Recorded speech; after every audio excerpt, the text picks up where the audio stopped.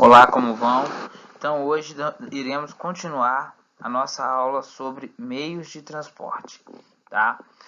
Vou lembrar o que vimos na aula passada.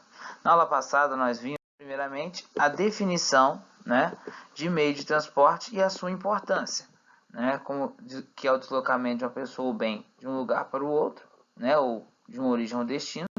E, posteriormente, vimos aqui os transportes têm função política, econômica e social. Posteriormente, vimos que, para que o transporte ocorra, faz-se necessária a formação de redes de transporte, que é um conjunto de vias de comunicação que vão criar uma infraestrutura para interligar pontos a outros pontos, como, por exemplo, a rede de rodovias no Brasil, os fluxos aéreos, as linhas de aeroportos, as rotas aéreas mundiais, rotas aéreas no Brasil, rede ferroviária brasileira, sua concentração e o seu vazio devido à importância econômica. Posteriormente, vimos que melhorias nas redes de transportes se dão do ponto de vista da infraestrutura. Isso tem que respeitar também, essas melhorias tem que respeitar regulamentos jurídicos, as leis, e tem que levar em conta a segurança, a rapidez e a comodidade das pessoas. Outro fator que vimos ao analisar uma rede de transporte ou um meio de transporte é a relação distância-tempo, que é o tempo que o meio demora, e a relação distância-custo, que é o que se gasta para se fazer o transporte com aquele meio. Além disso, vimos que outro fator importante é a capacidade de flexibilização do meio de transporte, que é a capacidade dele mudar rotas. E por fim, vimos os meios de transporte, que existem. Essa classificação aí é a classificação por onde é feita a infraestrutura, por onde esse meio vai percorrer, os caminhos que ele percorre. Nós vimos que os transportes podem ser aquáticos, por meios terrestres ou aéreos, certo? E aí nós temos os tipos aqui à direita que nós vamos estudar hoje. E vimos também esse mapa conceitual, esse esquema conceitual, onde os transportes têm importância para pessoas e mercadorias, de visão econômica, política e social. O caminho que eles usam pode ser o aquático, pelas águas, por terra ou aéreo. E para que esse transporte ocorra, faz necessário formar redes que vão ser mais densas ou menos densas, de acordo com a diferença de desenvolvimento da região onde está sendo implantado.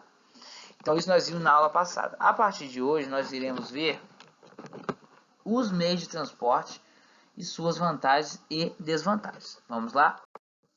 Primeiro transporte que nós iremos abordar é o transporte aéreo. O próprio nome indica, que esse transporte é aquele transporte que vai usar o caminho do ar, aéreo. Então, portanto, é um transporte que tem como principal símbolo o avião. É um transporte onde a distância tempo é muito rápido, ele é um transporte muito rápido, certo? Porém, é um transporte que não tem a grande capacidade de carga, o que torna a sua distância custo maior, tá?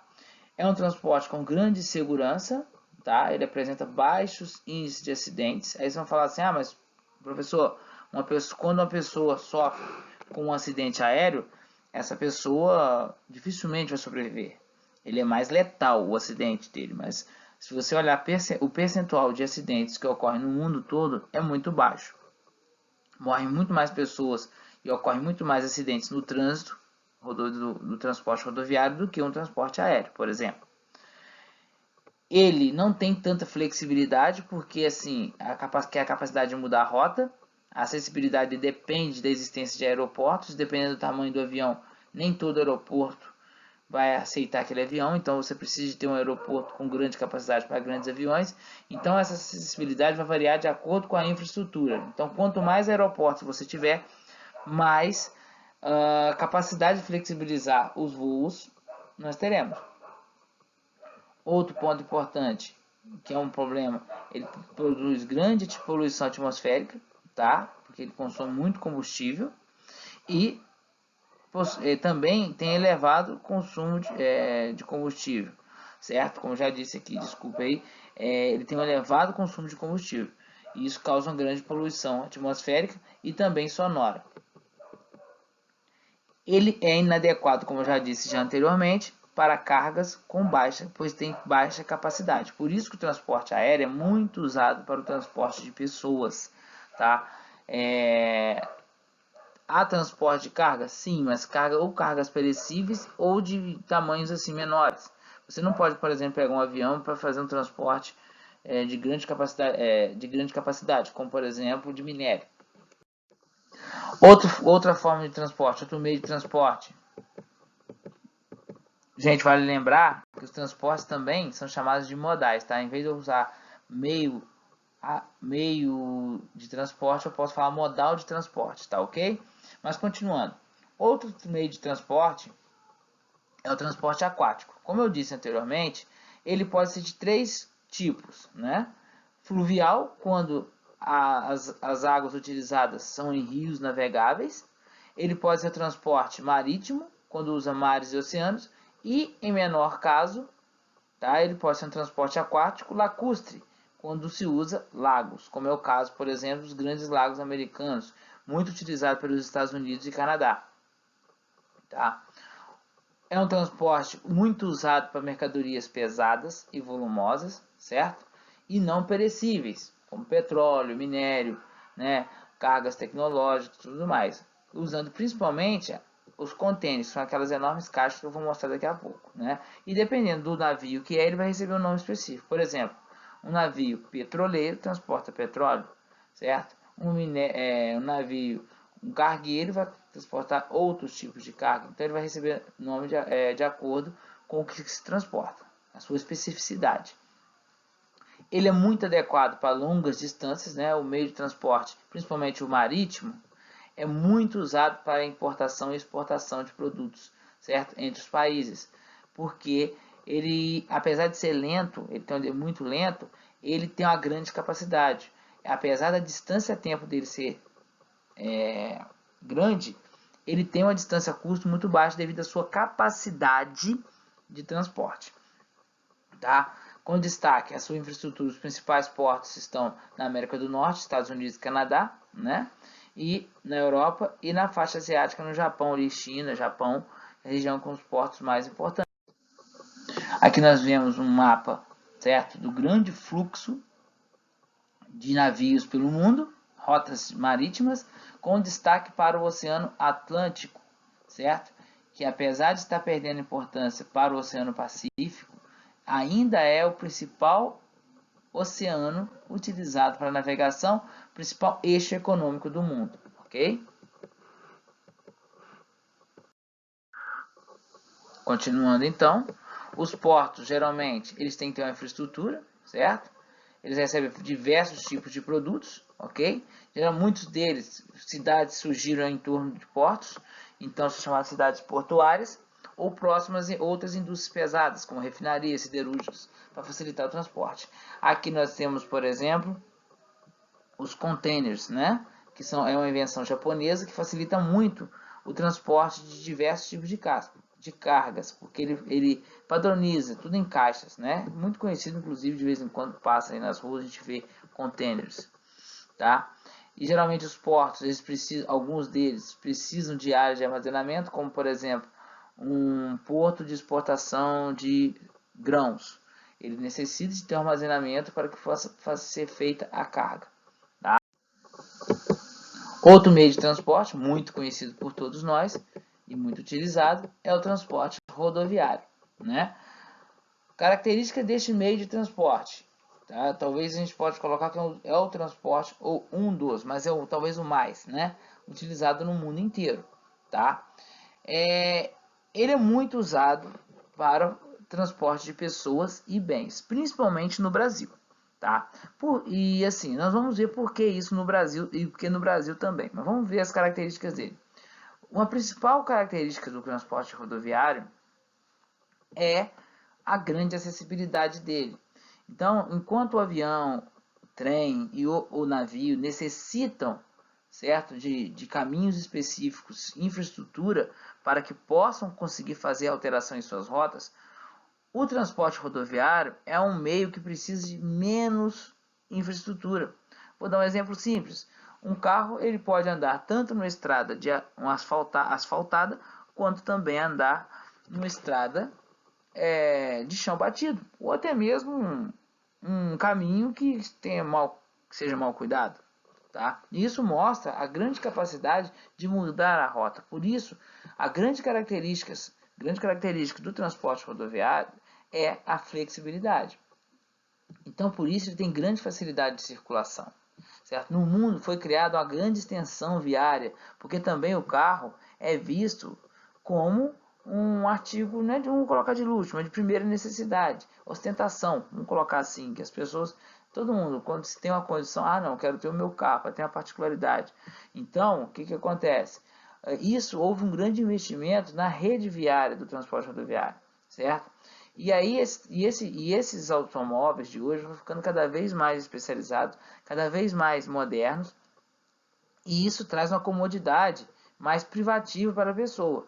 Mesmo nós sabendo que nós vamos falar daqui a pouco do problema dele, da grande poluição que causa, certo? Porque o automóvel privado tornou-se quase um bem de primeira necessidade, apesar de não ser. Mas assim, na economia capitalista global, a ideia de se ter automóvel é uma ideia de primeira necessidade.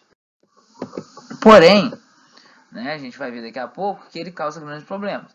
Então a gente está vendo aqui esse mapa, que é a densidade das redes, ou seja, o número de estradas por área fica na Europa. Apesar que os Estados Unidos, certo?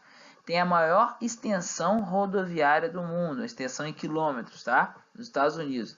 Mesmo porque a Europa, por ser menor, a concentração de estradas por área é maior. Mas os Estados Unidos é que tem a maior rede rodoviária do mundo. E a segunda maior rede rodoviária do mundo fica aqui no Brasil, ok? Mesmo nessas condições que nós conhecemos. Quais são os problemas? Muito simples a gente identificar. Primeiro, nas grandes cidades, o congestionamento, né? O trânsito caótico, que a gente já conhece, e a questão da poluição atmosférica, principalmente o grande consumo de combustíveis fósseis. Por isso está ocorrendo muito investimento em carros elétricos, né? Em carros elétricos para tentar diminuir essa poluição, certo? Que essa poluição é uma das grandes causadoras do que nós chamamos de intensificação do efeito estufa e aquecimento global. Transporte ferroviário, outro meio de transporte, né? É o meio menos, teve um erro aqui, é o menos poluente, porque a capacidade de carga dele é muito grande, então, por mais que ele às vezes gaste mais que um automóvel, ele consegue sim, né, devido à quantidade de que ele carrega, tirar várias carretas da rua, por exemplo. Então diminui bastante os poluentes, né? Ele tem uma grande capacidade, uma distância custo muito baixa, ou seja, o custo do transporte rodoviário ferroviário é muito menor, certo? Tanto no transporte de pessoas quanto de mercadorias. Então ele apresenta bom custo-benefício, né? Pois ele, por exemplo, ele permite descongestionar o trânsito, né? E melhorar a acessibilidade das pessoas, como por exemplo o uso do metrô, né? Agora ele tem desvantagem. Qual é a desvantagem? Quais são as desvantagens do transporte ferroviário? Apresenta itinerário fixo, ou seja, o trem só passa onde tem trilho, certo? E outro problema dele, tirando os trens de transporte de pessoas nos países aí, por exemplo, de alta velocidade, os trens de carga, eles têm pouca flexibilidade e também têm pouca velocidade.